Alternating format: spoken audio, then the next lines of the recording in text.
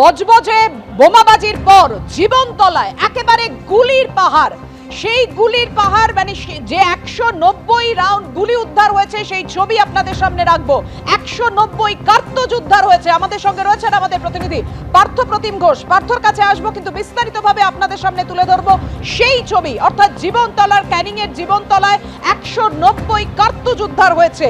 Ordinance ফ্যাক্টরিতে তৈরি এই কার্তুজ 190 রাউন্ড কার্তুজ। এক্ষেত্রে কিন্তু একেবারে এসটিএফ এর গোয়েন্দারা যে বিষয়টা জানাচ্ছে যে জীবনতলায় যে কার্তুজ উদ্ধার হয়েছে সেই কার্তুজ কলকাতা শহরের যে দোকান রয়েছে, এই যে একটি দোকান, যে দোকানের সামনে দাঁড়িয়ে রয়েছে, যেখান থেকে হচ্ছে যে অস্ত্র বিক্রি হয়, লাইসেন্স আর্মস যাদের রয়েছে সেখান থেকেই কিন্তু একেবারে নিয়ম মেনে কার্তুজ বিক্রি করার কথা ছিল, কিন্তু সেখান থেকেই এই কার্তুজ জীবনতলায় যেটা উদ্ধার হয়েছে সেটা গিয়েছে বলে তদন্তকারীরা এসটিএফ এর গোয়েন্দা তারা কিন্তু অনুমান করছেন।